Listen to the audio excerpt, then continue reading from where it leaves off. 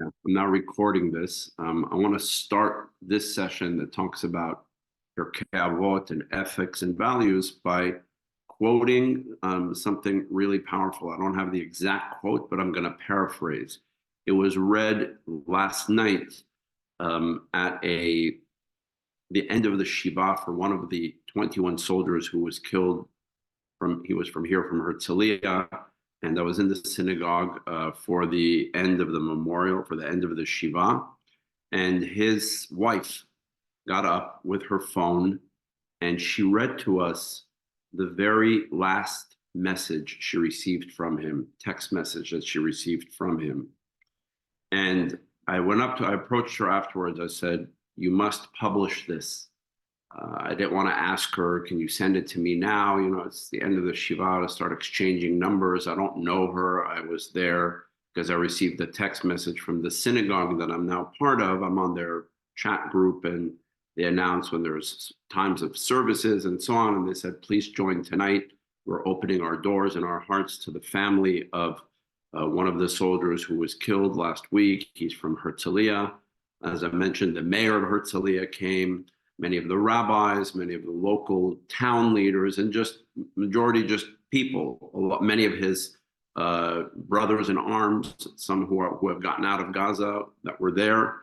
And his wife got up to speak so beautifully, so movingly. It was just, she could be a motivational speaker. She could be an inspirational, motivational speaker, the way she spoke. It was so touching and so beautiful.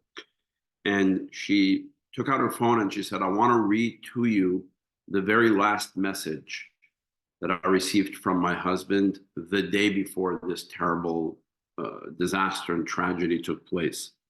And again, as I said, I don't know the specific wording. It was in Hebrew. And I told her, "Please publish this somewhere. This should be spread all over the world. Everybody should hear this. Everybody should read this every day when we wake up." And it was something to the effect of, I mean, just think that he had, I guess, a premonition or an intuition that something was going to happen or could happen. And he said, "Every day we wake up here and we don't know what's going to be in our lives. We feel like our future doesn't belong to us. It's our lives don't belong to us. Our lives are in the hands of something bigger than us. And we are vulnerable and we don't know. And being here under these circumstances makes all of us realize that the small, petty things in life are so meaningless. Don't wake up, don't go to sleep upset at your loved one. Kiss your loved ones goodnight, and don't take things so personally. Don't get into unnecessary fights and arguments that are petty for no reason. It's such a small thing compared to the bigger things. I've realized being here that life can go in any direction and any of us can go at any time. Therefore, we have to really understand the gift of life, the value that we're here on earth only for a limited time, and our lives have to be the best that we make of it. Now, we've heard things like this so many times. We know that, there's so many people that write things like this, but coming from where it came, coming from someone who just a day later, this was unfortunately actualized, and he was no longer here, and we were all sitting at his memorial and listening to this beautiful person who was reading so movingly to read us this message. I felt, if I didn't know otherwise, like I was listening. There's people who pay a lot of money. I know in Los Angeles, in the United States, there are people who pay hundreds of dollars to go hear motivational speakers tell you the same thing. Here we went to a very, modest Shiva, end of Shiva in a synagogue, and here was a bereaved woman, a mother, a wife who lost her husband in a tragic incident last week, getting up and telling us, appreciate life, love your loved ones. If somebody says something to you, don't take it so personally. It's really not worth it, because you have no idea what awaits you, and where life is going to take you and when your life is no longer going to be your life. And these are some of the lessons that we learn. When I heard it last night, I said, my God, tomorrow morning I'm waking up and giving a lesson in Pirkei Avot. If it wasn't 5 o'clock in the morning, I would ask his wife if she would join me on the screen and that she would speak and just read that piece for us, because that can come straight out of Pirkei Avot. That could come straight out of all these lessons that the Torah teaches us about how to approach life and how to live our lives. And that really was almost, chilling in terms of knowing what I wanted to speak about today, what I wanted to teach today to all of you. And I'm thrilled to see so many of you here with us for this session, where I want to talk about what I titled the Jewish DNA of morals and ethics and values. The Jewish DNA of morals and ethics and values is wrapped up in the two main texts that I advertised on our class. One being something that we've been discussing for the last few months, this classic masterpiece, this timeless masterpiece called Pirkei Avot.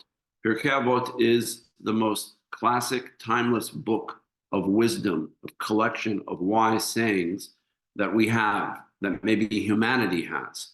Because as I mentioned from the very first time that I was teaching Pirkei Avot with you here, there are people who I've been in their presence who have quoted Pirkei Avot without knowing it's from Pirkei Avot.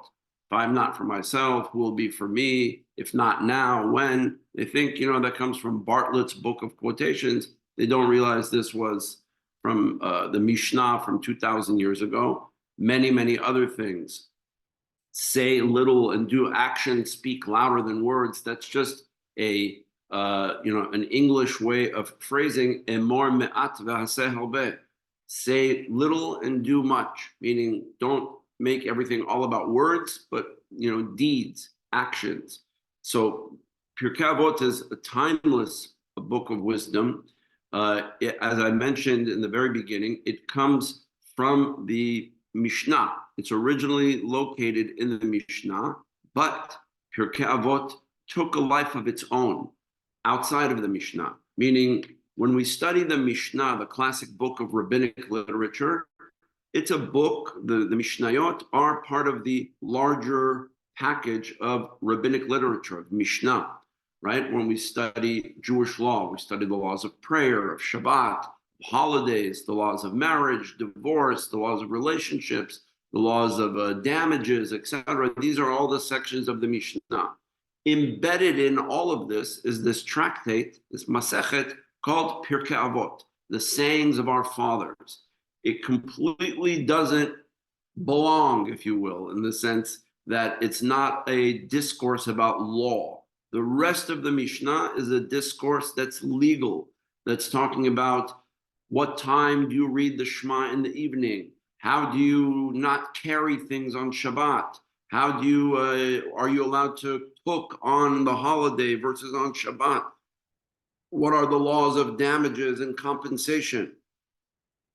In the midst of all of that, suddenly comes a collection that starts talking about how to behave towards one another.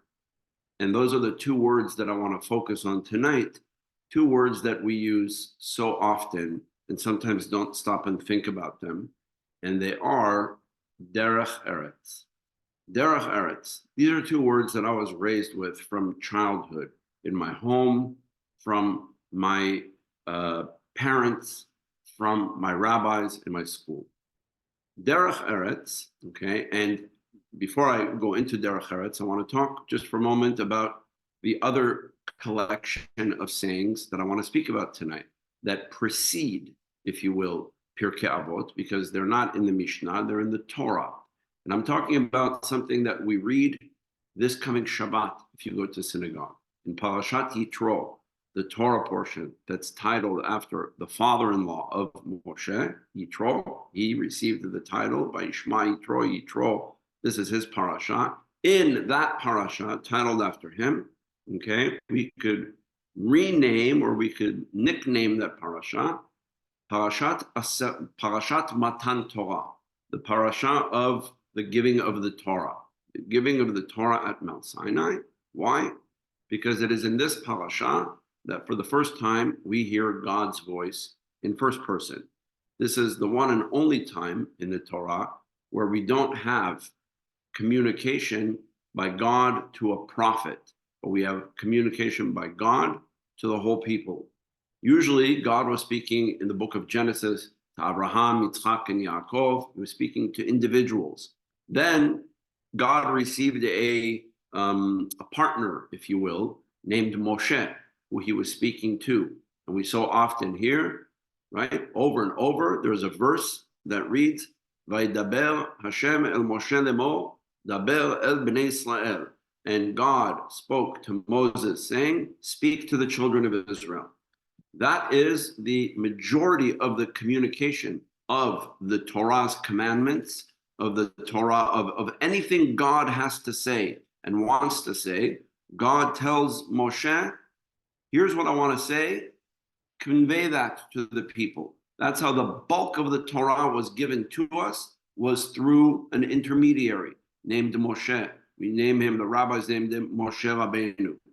There's one short section, arguably the most famous section in human history of any text ever written, that has become known in Greek and Latin as the Decalogue, or it has been known as the Ten Commandments in English. I'm not referring to the movie, although it's about that.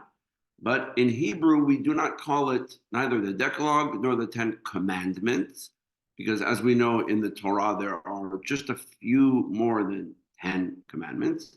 There are actually 613 commandments. So we have no such term in Hebrew as Aseret HaMitzvot, the 10 commandments. We instead, the classic reference to this is Aseret HaDibrot. The word diber means to speak. Why is this called Aseret HaDibrot, the 10 utterances, not the 10 commandments, but the 10 statements? Is because, as I mentioned, these are the only sets of commandments where the preface is not Vaydaber Hashem el Moshe lemor, and God spoke to Moses saying, speak to the children of Israel and say X, Y, or Z, but instead it's Vaydaber Elohim et kol hadvarim ha'ele lemor, and God spoke all of these following things. This was collectively spoken from God in first person, quote unquote, I use that term, in first voice, directly to the people who stood at Mount Sinai. Matan Torah. We read this coming Shabbat. We celebrate this sometime in May or June, a holiday that comes 7 weeks after Pesach, a holiday we call 6 weeks after Pesach, when Pesach is over. Right? There's that 6-week period of time, and we celebrate a holiday called Shavuot, where once again we read this exact same section, the Aseret HaDibrot, that is our Torah reading, because this week is the original description of Matan Torah. It's a very special parasha for my family personally, because it is the parasha. I'll tell you very quickly how this parasha played a very unique role in my life. I've mentioned many times, I actually think I wrote about it last week, because I was told that when you suffer a trauma, it's therapeutic to continue to recall it and to tell people about it. It helps you kind of work through it. And 39 years ago, when I was an IDF soldier in Lebanon, my unit was attacked by a suicide car bomber. It was actually on Erev Tu B'Shvat. We just celebrated Tu B'Shvat a little while ago, a few weeks ago. And it was between a split second between my life and my being able to be here. We were 14 soldiers, 10 of whom were injured. I was not only blessed to survive along with my comrades, but I was blessed to be one of the 4 who was not injured. And we were in Lebanon, in southern Lebanon. Lebanon of the day was Gaza of today. It was a terrible place to be, a very dangerous place, and we were all almost killed. And Tu B'Shvat every year for me is like a second birthday. But that Shabbat, I mean, we were in Lebanon for another 2, 3 days, running a mission that we had to run, that we were on our way to. We were a reduced force of people. And then when we went home that week, on Shabbat, it was this week's parasha, Parashat Yitro. And I went to the synagogue. I wanted to say Birkat Gomel, and I wanted to be called to the Torah. And it was a Sephardic synagogue where they auction the aliyot. And I purchased the aliyah of the Aseret HaDibrot, the 10 Commandments, the 10 utterances, the Aseret HaDibrot. And that was the aliyah when I said Birkat Gomel. Little did I know at that time that one day I would have a little boy who would be born on the 11th of Shvat, 4 days before Tu B'Shvat. Hence, his name is Ilan, because the holiday of Tu B'Shvat is a celebration of the trees. And that's why we named our son Ilan. And lo and behold, his Bar Mitzvah parasha was Parashat Yitro. Which was really for me so moving to see that parasha so many years earlier in my life was a parasha where I went to celebrate and give thanks that I was alive. And many, many years later, I'm now celebrating my son who, I'll tell you, it's amazing how trees grow, because Ilan had his bar mitzvah in the exact same place where we celebrated the bar mitzvah that I was in Los Angeles for back in December, Ezra Cohen's bar mitzvah that was celebrated in Kahal Yosef on Thursday morning, right? And so Ilan, actually, his Thursday morning was not at Kahal Yosef, it was at Beth Jacob, because he had the whole school or the whole upper or middle school or whatever came to the services at Beth Jacob. And Shabbat morning, his bar mitzvah was at Kahal Yosef. Now, the way they do things at Kahal Yosef is that they have arguably the most beautiful collection of Torah, Sifrei Torah I've ever seen in my life. It's a beautiful, beautiful aron with some of the most gorgeous, stunning covers of the Torah. It's what they call like the Sephardic Torah covers, not paperback, but hardcover. Is what I call it. Not velvet back, but hardcover. Okay, those the very big ones that stand, right? Not that you lay down, and they're made out of metal or wood, and they're encased some of the gold, silver, etc. And they must have over 40 of these at Kahal Joseph. And the way it works there is that if somebody donated that Torah, a particular Torah, in memory of a loved one, and it's that loved one's anniversary of their passing, as we call it, like we say in the Anyo or the Yortzeit. So they take that Torah out. There's a request saying, this is my father's Yortzeit. I gave this Torah here. We want to read from that Torah this Shabbat in his memory. As it turned out, that Shabbat for Ilan's Bar Mitzvah, they used a Torah scroll that was taller than Ilan. Ilan, you see him today, is a very, very tall gentleman. He was a very, very tiny little boy at his Bar Mitzvah. The Torah scroll was so big that at his bar mitzvah, we remember that the bar mitzvah boy usually carries the Torah scroll when we take it out. Ilan did not carry the Torah scroll out. It was just like a fear of, you may drop it. It was humongous. And I say it's amazing because, we plant trees and they grow. And we planted this tree named Ilan, and boy, did he grow.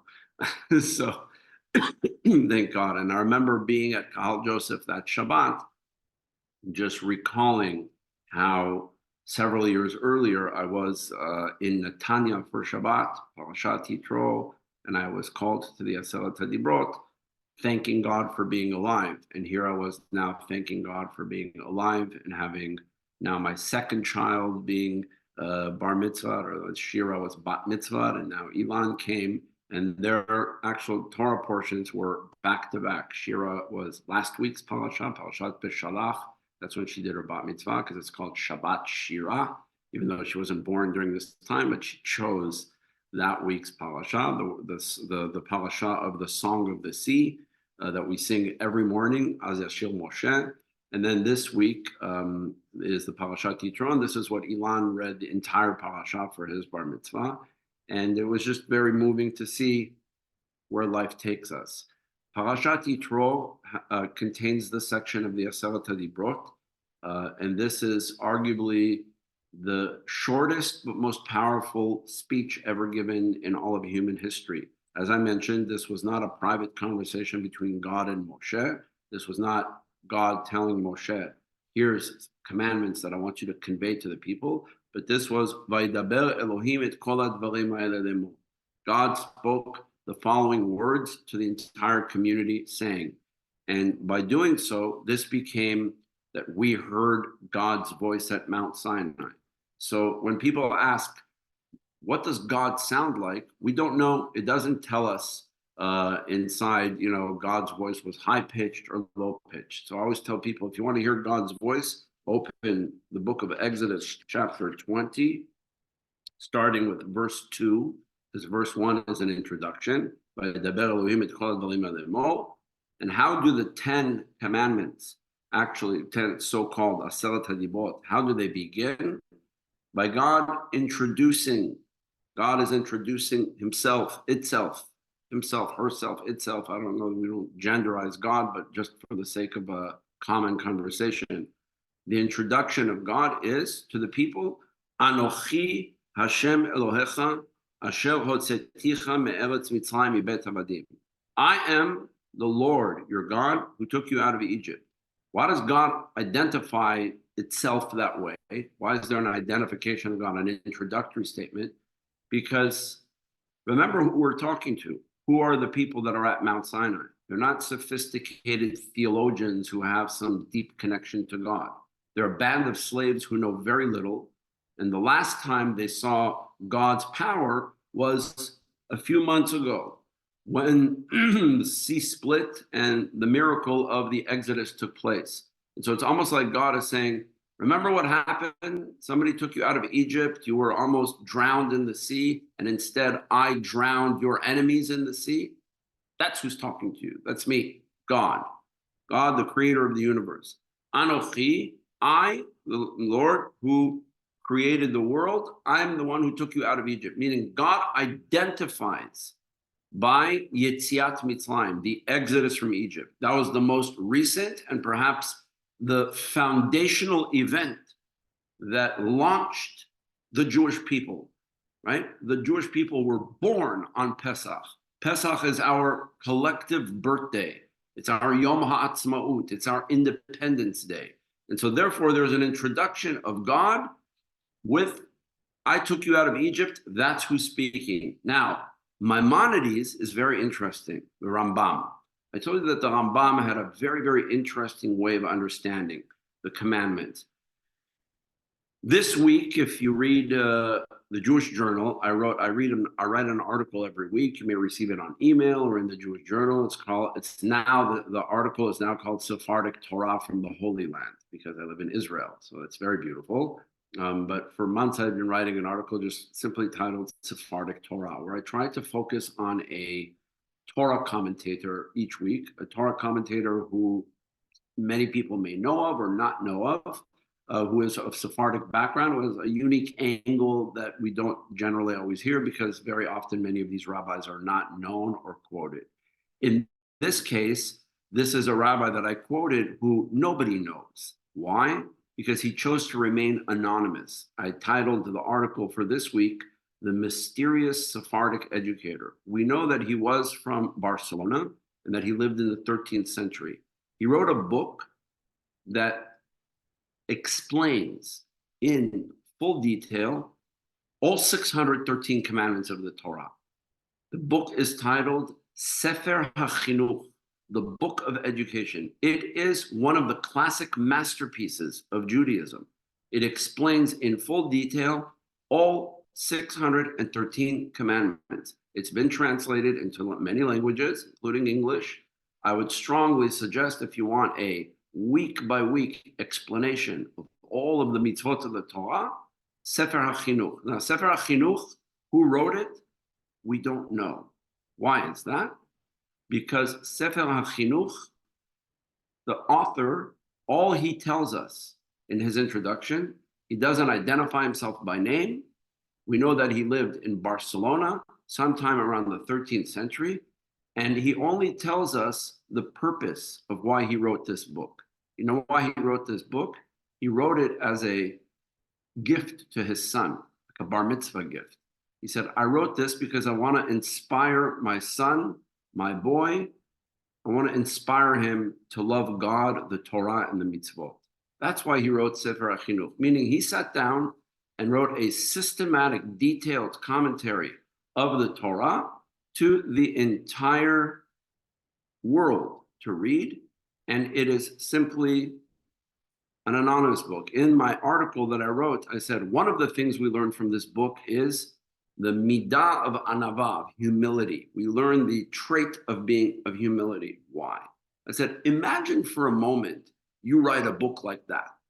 Imagine thinking for a moment that you're going to write a book like that. You're going to sit down and you're going to write a systematic explanation, something groundbreaking that hasn't been done. You're explaining all 613 commandments, the mitzvah, the verse, the source of the mitzvah, the reason behind the mitzvah, the practical application of the mitzvah. I mean, this is a systematic work. It's not just some little pamphlet. Translated into English, it's 5 volumes. It's a 5-volume set because English, when you translate it, Hebrew is very economical in its language. Here it's more. So it's a 5-volume work in English. Imagine getting to the, imagine you arrive to the publisher and you say, here's the manuscript for the book. And he looks through it, he goes, fantastic, we're going to print. I just want to make sure, how do we spell your name for the cover? We don't want to make a mistake because we're going to print, 5,000 copies of this. We want to make sure that we spell your name properly on the cover. And your response is, leave it off, anonymous. Who would do such a thing today? I want my name, I want people to know, put my name on social media, put my name out. The copyright law, if somebody uses the book and quotes from it, if they don't quote me, I'm going to sue them for copyright, for intellectual property. Here you just, no, you don't have to put my name. This is not my book. It's the book that God gave us. It's called the Torah. I'm just doing what a parent does for their child. Out of love, I'm simply explaining to my child the mitzvot. It's the ultimate act of education, this book. And I wrote about it this week only because this father wrote this book for his child as like a bar mitzvah gift. And it reminded me when I had celebrated my own son's bar mitzvah. I didn't write him a book like this, but I do feel privileged that I was able to sit and continue to teach him the Torah and the mitzvot in any way that a parent is supposed to. And so here, God introduces by saying, Anochi, Maimonides, the Rambam, and this Sefer HaChinuch, this mysterious anonymous author, quotes Maimonides by saying, what does Anochi mean? I am the Lord your God. It's not an introductory statement. Maimonides counts this as one of the 613 commandments. He says, Anochi, I am the Lord your God. If I say, I am Daniel Bouskila, who lives in Israel, is that a commandment or is that just an introductory statement? I'm the Lord your God who took you out of Egypt. Is that a commandment? Maimonides says, yes. Maimonides, as a philosopher, says the word Anochi means I am here and you must believe. Maimonides believes this is the first commandment of the Torah, to believe in God. When Maimonides lists the commandments, he says, the opening, Yesod HaYesodot, the principle of all principles of belief in Judaism is to believe that there is a God above us, that there is a power above us. From where do we learn that? From when God introduced the Aseret HaDibrot by saying, Anochi, I'm here, Hineni.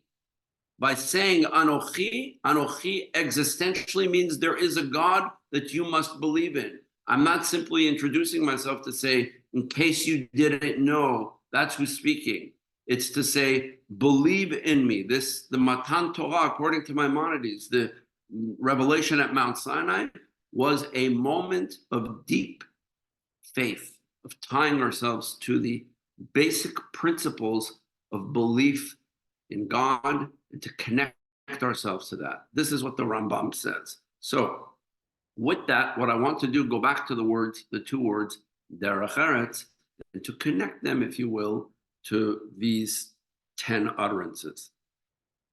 These 10 utterances basically represent the foundation for Jewish belief, the DNA of Jewish ethics.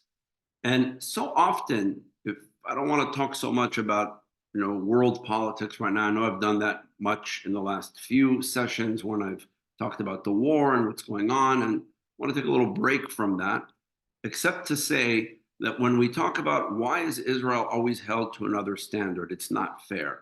It's true. And especially those who, quote unquote, hold us to another standard are people who have really no gravitas to hold us to that standard. The only reason they hold us to that standard, the only reason Hamas or others like that, or South Africa wants to hold us to another standard is because they know that that standard is our greatest strength and our greatest weakness. Why? Because the first to hold ourselves, the first people to hold the Jewish people to another standard are the Jewish people. We're the ones who created that philosophy about ourselves to the whole world. When we come and present morals and ethics and values, we have done that. We have said we are a people who must uphold tzedakah, mishpat, and so on. Now, I don't want to translate it into the morality of this war, and I certainly am not going to base any standard holding on the Haag or Hamas or any of these others who are so-called, spokesmen on behalf of humanitarian values who have absolutely no right to speak or to even pronounce such words. But we know that for ourselves, we are a people for whom derech eretz, those two words that I referenced earlier, which translated literally simply mean the way of the land, the way of the world. What does derech eretz really mean? Manners, behavior, proper speech, respect, everything that the Aseret HaDibrot stand for. That's derech eretz. Everything that you read in what we call in English the 10 Commandments. Respect your parents, do not commit adultery, do not murder, do not steal, do not be jealous of others, keep one day, do not bow down to stone and to gold and silver, do not bow down to materialism and to material items. Keep a day of rest for yourselves so that you refresh yourselves. What's the difference between the Jewish people? When God gave Shabbat to the Jewish people here, what was God doing here? We just look at it as Shabbat, it's the seventh day, I'm not allowed to turn on the lights and drive. No. Keep in mind who this was given to. A band of people are standing at Mount Sinai. I don't know how many they are. The Torah tells us 600,000 males, plus maybe 2 million people. Maybe the numbers are a little bit inflated. The Torah has an interesting way of presenting us numbers. There's all sorts of discussions about that.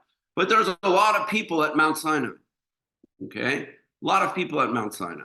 And God gives which people that are standing there the laws of Shabbat? Who are these people? These are people who just a few months earlier traversed across the Red Sea.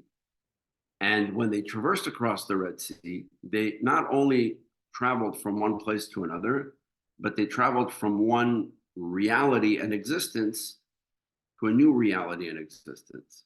Just across the sea, once upon a time, for 210 years, they were slaves who did not know of a day of rest. They never heard of that. They never heard of what it means to rest. It was prohibited for them to rest. They had to work 24/7. What was Shabbat when God said, keep Shabbat, a day of holiness? Do not do any work. Do not create on this day. Don't get bogged down in the detail of, am I allowed to tie my shoe on Shabbat and make a knot? Stay away, move away from those little minutiae for now and understand the bigger raison d'etre of Shabbat. Shabbat was given to a band of slaves who never heard of a day of rest. And you know what God said? Welcome to your new lives. You know what? It's now a commandment for you to take one day a week and rest. You know why? because you're not cattle. No human being can survive working 7 days a week. God created the world according to the creation story that we read in the book of Genesis, chapter 1, in a week, 7 days. It was given to us as a paradigm, day 1, day 2, day 3. It doesn't really matter how long the world took. The Torah, the rabbis say, Dibra Torah b'lashon b'nei Adam. Maybe the world took 1,000,000 years to create. I don't know. Or maybe God did this and the whole world came into being. I don't know. What we do know is that it's presented to us, Dibra Torah b'lashon b'nei Adam. The Torah speaks in the language of human beings, the language that we understand. And we understand our lives from week to week. So the Torah framed, this is what our classic commentators tell us. They say the creation process was much more complicated than what the Torah presents. But in order to not get bogged down into the details, Maimonides will say, the Rambam will say, if you really want to understand the mechanism of how the creation took place, close the Torah and go to a book of physics. Read there. That's what Rambam would tell you. Stop reading this. This only tells us who was the physicist behind it, God. Okay, this is a book of faith. It's not a book of science.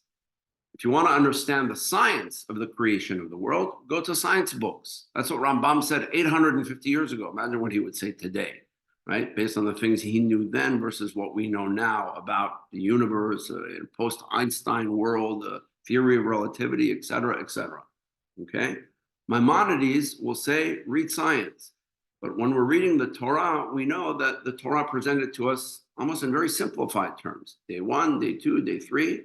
And the whole raison d'etre of presenting us the world and the creation of the world in the creation of 1 week, in the terms of a week, was to introduce to us Shabbat. When we go back to the beginning, the creation of the world, we read about Shabbat and we read about the 7th day God did not create. There, it tells us nothing about commanding us to keep Shabbat. It only tells us that the 7th day was sanctified. Vayevarech Elohim et yom hashvi'i vayikadesh oto. God blessed the 7th day, made it holy. How do you bless time? Time doesn't change on Shabbat. It's the same 24-hour cycle that's moving. When the sun sets Friday night, there's nothing different about the way the sun set Friday night than when it set Tuesday night. It's exactly the same sunset, physically. So what happened that the sunset of Shabbat is a blessing? It's because it tells us time did not stand still, right? It's not that when God stopped working or creating on Shabbat, on the 7th day, that suddenly time stood still. Time is a constant. It continues to move. That's the way of this universe. That's what we know. That's the physics of the universe. What happened is not that time stood still, but that time, the notion of time was altered. We introduced, the Jewish people, the Torah introduced to the world the idea of sanctifying time, right? Forget Shabbat for a moment. There may be some of you who say, for me, Tuesdays is a holy day. That's my family day. I take a day off from work. I go with my family. Every week we do something else fun. Tuesday is my day, my mental health day every week, where I go to the gym and I go meet with friends and I read and I don't go to work. That's called sanctifying time. Tuesday doesn't change the hours. It's just you've decided that that Tuesday is a special day where you're going to take a day for yourself. Shabbat is exactly that. We're not commanded to do anything in the book of Genesis when it tells us. The first time we hear about linking the creation story to the commandment now to keep Shabbat is in the 10 commandments, in the 10 utterances, where it says, Zachor et yom HaShabbat lekodsho. Remember the Sabbath day and make it holy. And it introduces to us, Sheshet Yamim, 6 days you shall do all of your labor, and on the 7th day you shall cease from doing labor. You, your animals, your anyone who's in your midst. And then for the first time, the Torah actually gives us a reason. The Torah usually doesn't do that. It gives us a reason. Because 6 days, for 6 days, God created heaven and earth and rested on the seventh day. Therefore, God blessed the seventh day and made it holy. So we have this connection that goes back. Now, speaking of that connection to creation, I want to talk about derech eretz. I've mentioned the words a few times that I haven't elaborated. Now I will.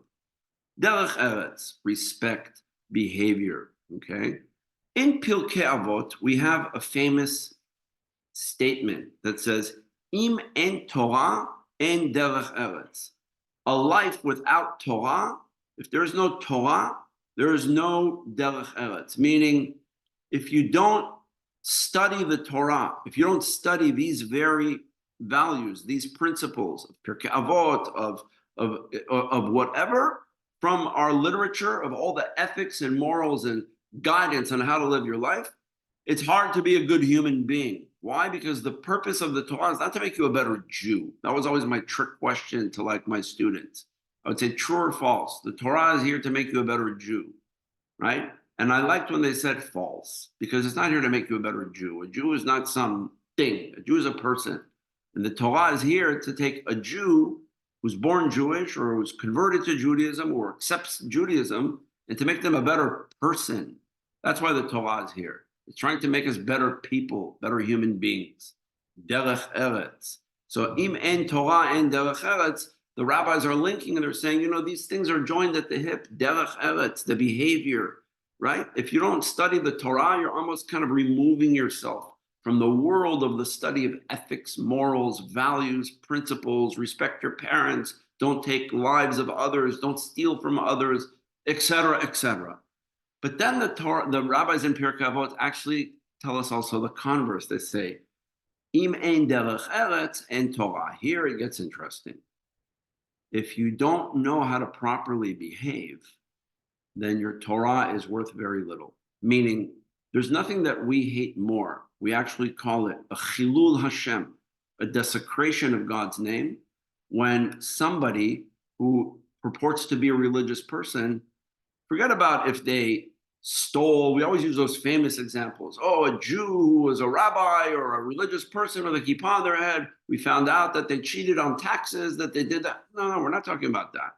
I'm talking about any Jew, religious or otherwise, who just may not be a nice person, may not be a good person, doesn't know how to speak to you with respect.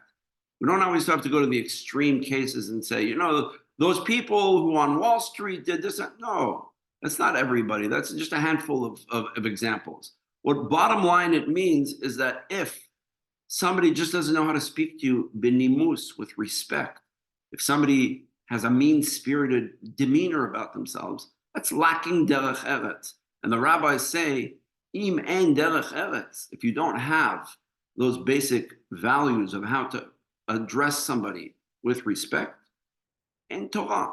Your Torah, even if you observe the mitzvot and so on, it's diminished. It's not enough to just be a robot and technically observe the commandments, but not be a nice person, not know how to respect and speak with respect to your parents, to your elders, to see a handicapped person walking and just ignoring. Somebody gets on a bus and you see an elderly person and it's more comfortable for you to be seated on the train or on the bus and you don't get up. I've seen stickers in Israel, right, that on the buses, people have put up stickers that have said, you know, im en derech eretz en Torah. Make sure to get up for the elderly. You know, people that have privately put things up like this to say, reminder, okay, you're a Jew, whether you're religious or not, respect those around you. This is a very, very big part of the Torah. Now, this leads to another statement, which is really fascinating, right? I mentioned derech eretz and Torah. And then we have a statement that many people love to quote. It's a bumper sticker here in Israel. It's a motto in the Jewish world. Not im ein Torah en derech eretz. If there's no Torah, there's no derech eretz. Or if there's no derech eretz, there's no Torah. But 4 words. Derech eretz kadma Torah.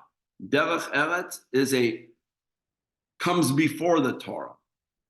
Derech eretz kadma Torah means It's like a preamble to the Torah. It comes before the Torah. It's more important than the Torah. I don't know how you translate it. The reason why we don't know how to translate it is because it's actually not a term on its own. It sounds, that's another trick question I've taught students. I say, where in Pirkei Avot does it say Derech Eretz Kadma Torah? And they start flipping through it and looking for it. The closest thing they come to is what I read to you earlier. Im ein Torah ein derech eretz, im ein derech eretz ein Torah. But those four words, derech eretz kadma Torah, do not appear in Pirkei Avot, to many people's great surprise. It sounds like it's lifted straight out of Pirkei Avot, but it doesn't come from there. It's actually an abbreviation of a longer statement. And I'm going to read to you the full statement, and it will take us back to the creation of the world. When I spoke about the creation of the world and Shabbat and making that link, this is the first time in the beginning of the Torah we hear about the creation of the world and the creation of Shabbat. But then in the creation story, God doesn't say, therefore keep Shabbat. It's not until much later in this week's Torah portion where there's a link made between observe Shabbat, the 10 Commandments says, Zachor Yom HaShabbat Kocho, remember Shabbat and keep it holy. Why? Because I, God, created the world in 6 days and rested on the seventh, so should you. That's the first time the linkage is made, okay? But what's the full statement of Derech Eretz Kadma Torah? Somebody decided to lift those four words and create their own little Pirkei Avot out of that word. But I want to give you the full statement. The full statement actually comes from the Midrash, not from Pirkei Avot. And what does it say? Gdola Derech Eretz, great is Derech Eretz, shekadma Torah, kaf vav dorot. Great is Derech Eretz, the behavior, because it preceded the Torah by 26 generations. What does that mean? The Torah did not come to us until much later into the book of the Bible. We have the creation of the world. We have the story of Noah and the flood. We have the story of the Tower of Babel. We have the story of Abraham and his children, Yitzchak, Ishmael, Yaakov, Esav. We have the whole book of Genesis. Then we go down to Egypt and Joseph and the whole story there. And then we become slaves in Egypt, and we're there a total of 400 years, 210 years of slavery. And then we're taken out of Egypt. And then we come to Mount Sinai and receive the Torah. The rabbis made a calculation and they said, from the creation of the world to the giving of the Torah, there were 26 generations. Now they ask a question, they say, is it only at Mount Sinai that we discovered that you're not allowed to kill somebody, that you should not kill, that you should not steal? Is that a new idea? We never heard of an idea, meaning up until God said, do not commit murder, lo tirtzach, it was okay to do so. We know it wasn't because the very first pair of siblings, Cain and Hevel, one killed the other. And what happened? Cain, the murderer, the one who murdered his brother, received what they call ot Cain, what we call the sign of Cain, meaning he was forever cursed as being the one. We know that God got so upset at the world lacking values that God destroyed a whole generation in a flood. And the rabbis tell us, Gdola derech eretz, what's greater than the Torah itself is the behavior that is supposed to emerge out of keeping the Torah, of being a moral and ethical person. That preceded the creation of the world, the giving of the Torah, by 26 generations. There are midrashim that say the avot and imahot, the patriarchs and matriarchs, kept the whole Torah. And there are some people who get very silly about that. They say, really, does that mean that Abraham, he kept the laws of kashrut? How many hours did he wait between milk and meat? What kind of tefillin did he put on? How did he exactly keep Shabbat? That's not what it means. It means this. Those who really study the Torah deeply, the commentators tell us, it doesn't mean that Abraham kept the ritual commandments of the Torah, or Yitzchak and Yaakov. They were not around, those ritual commandments. What was around was Derech Eretz. And we know that Abraham, Yitzchak, and Yaakov always tried to behave in their family to the best of their ability with that sort of midot, Derech Eretz, ma'asim tovim. This is what we learn from the patriarchs and the matriarchs. It's a little bit on how to behave. And sometimes when they didn't behave that way, we learn how not to behave also. We say that too. We say here they violated something by saying something the way they did. This is what it means. Derech Eretz comes meaning the basic values of how to behave should be intrinsic.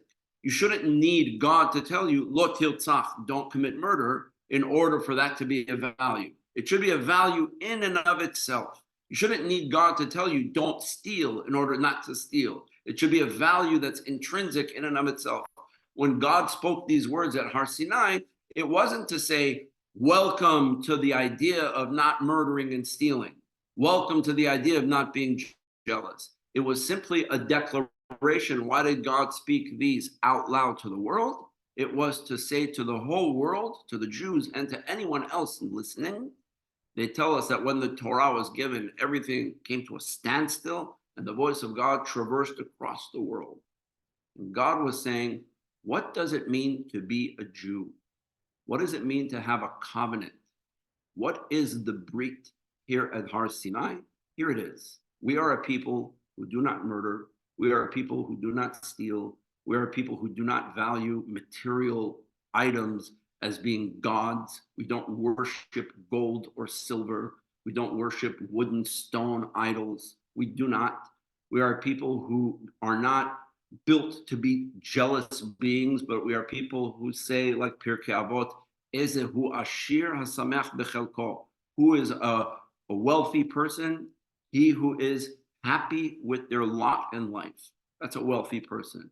Not, what's the next iPhone model? This one's not good. Well, when do you buy it? I just walked out of the store 5 minutes ago, but I heard iPhone 12 is coming out soon. I don't know. This one doesn't have an application to this.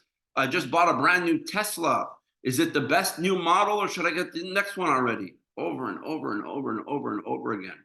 Material questions dominate. I can't tell you how many times in the last month or so, people who know me or don't know me have asked me this question. So, Rabbi Bouskila, what's going to happen with your apartment in Los Angeles? Are you selling it or leasing it? I say, are you interested in buying or leasing? No, I just want to know. I go, why is it important to you? What happens if I decide I want to donate it? Matter to your life? What difference does it make to anybody? It's unbelievable how, I'd rather somebody ask me, so now that you've moved to Israel, are you going to be able to establish a new class that you're teaching for Israelis? Oh, that's a question I'd like to entertain with you. There's a lot of people here that I would love to teach what I'm teaching here, to teach it in Hebrew. I think it would be a great opportunity, and please God, I'll be put in the position where I'll be able to do that soon. But to ask me questions about what's going to happen with my apartment and whether I'm going to lease it and become a landlord 10,000 miles away because you never sell property in Los Angeles, you don't understand the value of this and that. Well, the Torah says, do not get involved in materialism. We don't worship the value of a condominium. We worship ideas, values, life, the sanctity of life. A condo will come and go. Its price will go up or go down. Rent, sell, makes no difference to my life. There are bigger things, like this soldier who was tragically killed said the day before he was killed to his wife. There are bigger things in life than getting involved in the petty little things. This was the last text message he sent to his wife before he and 20 other soldiers were killed in that tragedy. And so here I want to close with just an idea that I want to share with you. Derech Eretz coming 26 generations before the giving of the Torah. I'm not a person who's into numerology and counting letters of the Torah and giving significance. But I want to quote to you something that I read that comes from one of the great master teachers of Judaism over the generations. His name was Rabbi Yaakov Baal Haturim. Rabbi Yaakov Baal Haturim, his father was one of the most prestigious rabbis in the 13th century in Barcelona, Rabbeinu Asher. We call him the Rosh. The Rosh originally was born in Germany, and in the middle of his life, he went from being a German Ashkenazi rabbi in Germany to being the chief rabbi of Barcelona.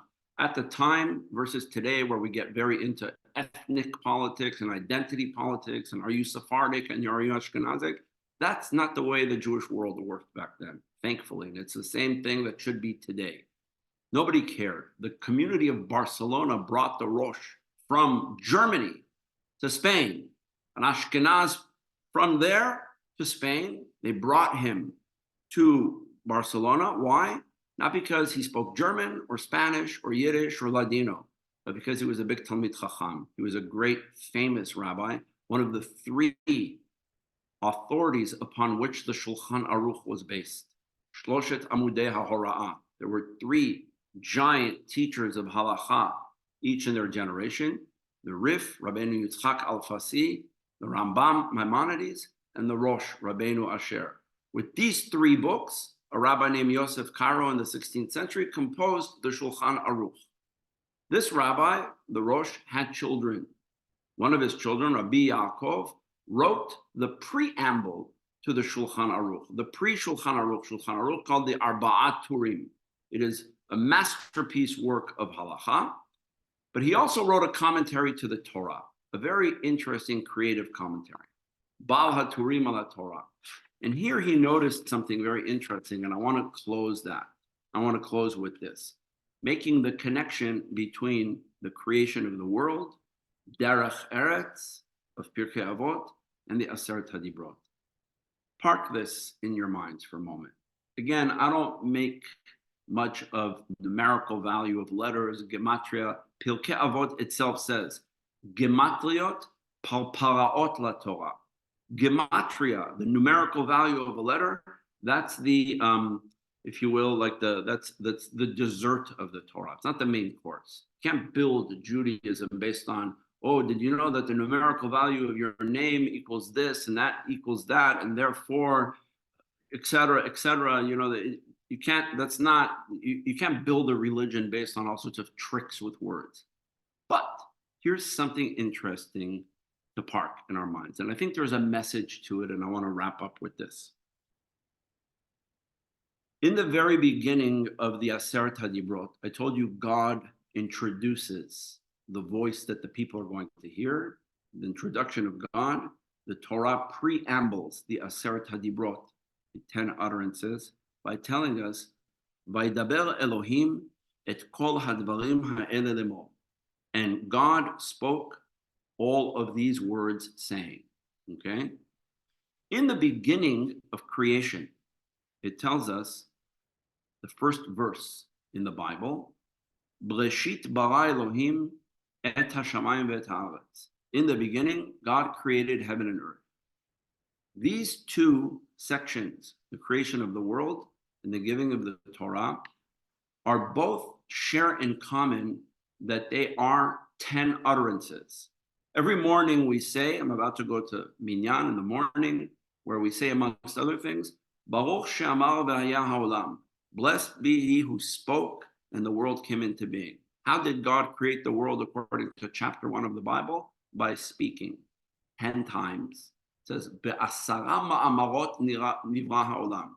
The world was created in 10 utterances. 10 utterances, wherever we heard that. Aseret HaDibrot, the 10 commandments, the 10 utterances, the 10 statements of do not commit murder and do not steal and so on. So twice, God speaks 10 utterances in the first chapter and in this week's parasha. In the first chapter, the 10 utterances are, let there be light, let there be trees, let there be oceans. 10 utterances, the world. 10 utterances, values and ethics. Now, to make it fun, the opening statement for each of those 10 utterances in the book of Genesis, Breshit bara Elohim et hashamayim ve'et haaretz, and in Hebrew, and then for the 10 commandments, Vaydaber Elohim et kol hadvarim ha'ele lemor, if you count, okay, Breshit bara Elohim et hashamayim ve'et haaretz, how many words are there? 7. If you count the introductory statement too, this is the Baal HaTurim points this out. If you count how many words are in the opening statement to the 10 utterances, Vaydaber Elohim et kol hadvarim ha'ele lemor, how many words? 7. 7 and 7. Now he said, let's make it more interesting. I noticed that Breshit bara Elohim et hashamayim ve'et haaretz is 1, 2, 3, 4, 5, 6, 7. Vaydaber Elohim et kol hadvarim elemo is 1, 2, 3, 4, 5, 6, 7. Now I'm curious, he says. Let me count how many letters are in those 7 words. And he finds that Breshit bara Elohim et hashamayim ve'et haaretz, when you count, is a total of 28 letters. And when you count Vaydaber Elohim et kol hadvarim elemo, it is, you guessed it, also 28 letters. So he says, look at that. 7 words, 28 letters. 7 words, 28 letters. And he says, now, 28, now let's have fun. 28 is kafchet. When you take kafchet 28, what does that spell? Koach, strength. He says, the strength of speech created the world. The strength of speech created the values. You know, I talked about real estate and selling or buying or selling. Here's what it is, okay? When you buy a home, okay, you know what it comes with? It comes with chapter 1 of the book of Genesis. It comes with the actual plans of the house, right? You have the plans, you have the layout, you'll get everything that you need, the CC&Rs, whatever it is you need, you have all of that. Right? When you move into a house, okay, it gives you everything about that house. You're supposed to have the history of the house, when it was built, the architectural plans, whatever is relevant, whatever documents are relevant, you're supposed to have that. We have that in chapter 1 of the book of Genesis about this house called the world. But when you move into a house, if you buy a house, and I see some people here who sell real estate, when you buy a house, you don't also give them a manual on how to live in the house. How you want to live in the house is up to you. You don't tell people, you know, when you're in this home, make sure you're not jealous of each other. That's part of like the document I'm giving you when we sign the mortgage statement.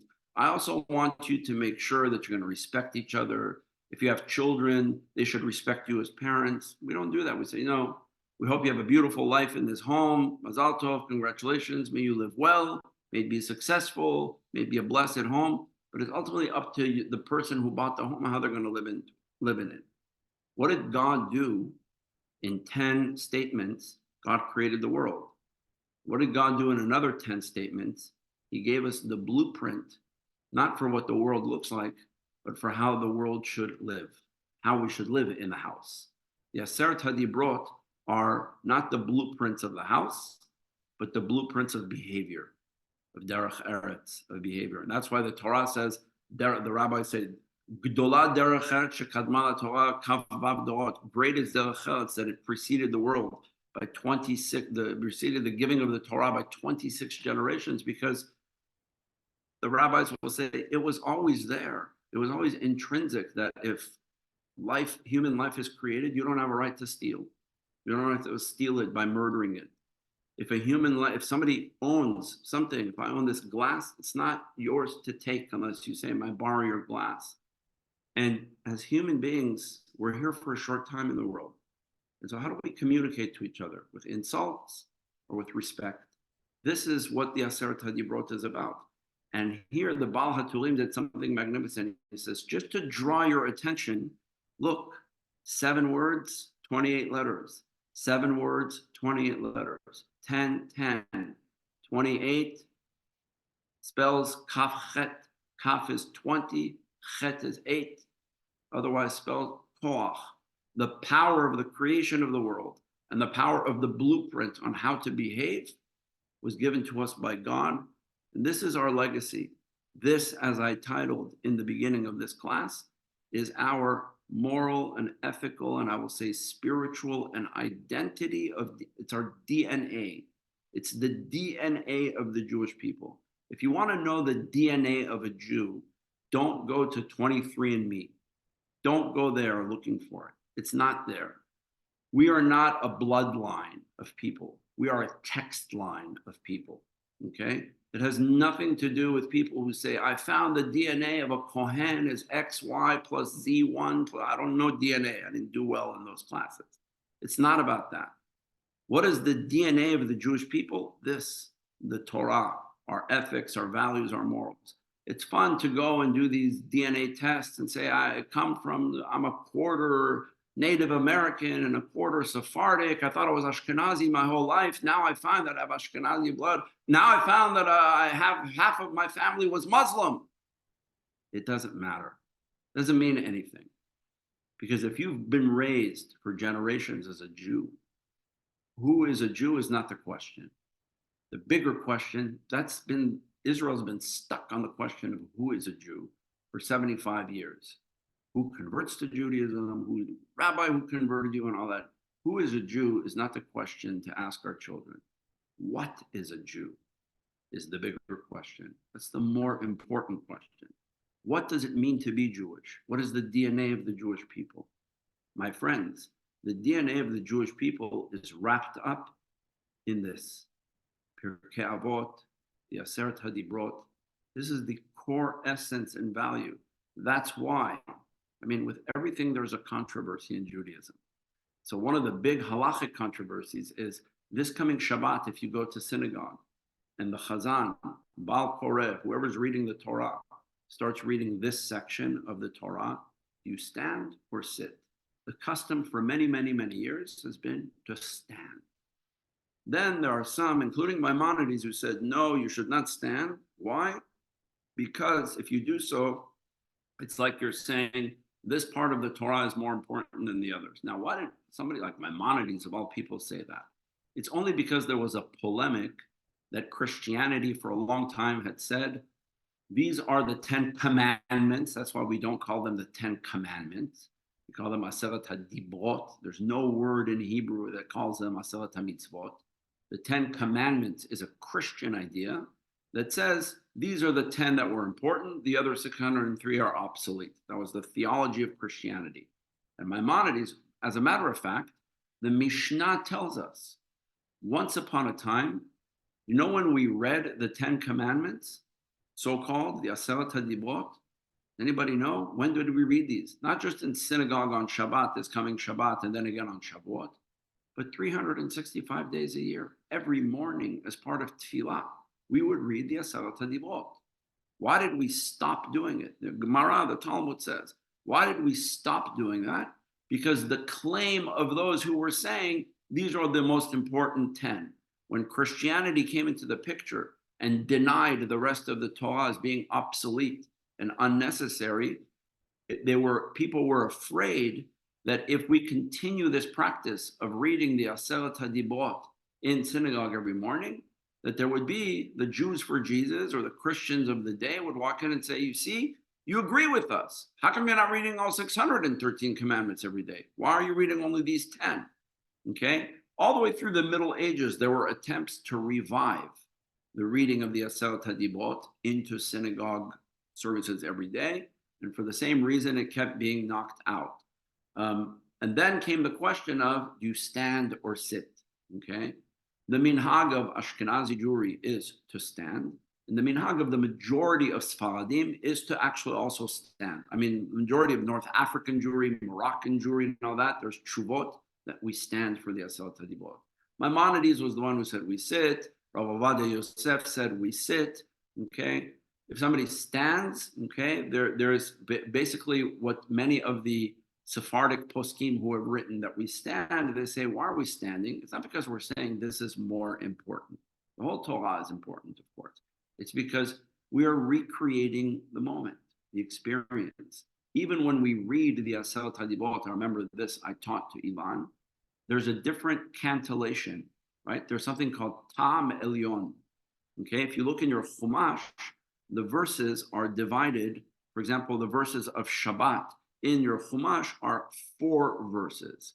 But if you look in the back of the parasha, it says, here's how to read it in the Tam that makes it one dibel, to make it Aseret Dibrot, not verse into psukim. And those 4 psukim are one long pasuk. 4 verses become one long verse with extra ta'amim, right? I remember when I taught that to Ilan, I said, you got to look.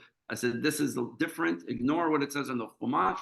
Look in the back of Parashat Yitro. You'll say Parashat Yitro b'tam elyon. We have the same thing when the 10 utterances are repeated later on in the book of Deuteronomy. when they're repeated in Parashat Va'et Chanan, which is the Shabbat that always comes after Tisha B'Av, then we repeat the Aseret HaDibrot again. And there, by the way, Moshe has a different take on why God created the world, why we were given, the 10 commandments of Shabbat, when we were given the commandment of Shabbat. Moshe there says that the reason for Shabbat is not only the creation of the world, but it's also the exodus from Egypt. Meaning, I tell people all the time, on an annual basis, we celebrate the exodus from Egypt by discussing it in detail. But on a weekly basis, we live the exodus from Egypt by observing Shabbat, right? And that's, if you look in the book of Deuteronomy, the second reading of the Aseret HaDibrot, right? It doesn't say keep Shabbat, keep the seventh day holy because God created the world in 6 days and rested on the seventh. It says keep Shabbat holy, do not do any of your work. V'zachalta ki eved hayita be'eretz Mitzrayim. You shall remember you were a slave in Egypt, and God took you out of Egypt with an outstretched arm and so on. Therefore, God commanded you to keep Shabbat, meaning Zecher l'tziat Mitzrayim. Shabbat is not only Zecher l'maaseh b'reshit, the memory of the creation of the world, but it's also Zecher l'tziat Mitzrayim. It's an expression of memory of leaving Egypt. So here I'm going to wrap up and go to the morning minyan, and I want to wish all of you a continued good week, a week of good news. Shavua Tov. It should be only B'sorot Tovot and good news from here and everywhere around the world. And wishing you a Shabbat Shalom early. And if you have the occasion to be in synagogue, go and hear the Aseret HaDibrot. If you don't, read them in your Chumash. It's a beautiful reading every year, annually, again and again and again. So it was a pleasure and an honor always to be with you. I'm glad to continue the opportunity to teach all of you with a lot of love, and wishing you only good health and good news. So have a wonderful evening. I was about to say have a wonderful day, but that's me doing that. Hi, Hadar. My love to everybody, to all your kids, your grandchildren, only good news and good health. All the best, and have a wonderful evening. Todah. Thank you, everyone. Bye-bye. Okay, thank you, Rabbi. Thank you. God bless you. Thank you, everyone. Thank you. Thank you. Thank Thank you you so much. Thank you. Shalom, shalom. Thanks, Rabbi. Thank you. Good night, everyone. Good day. Good night.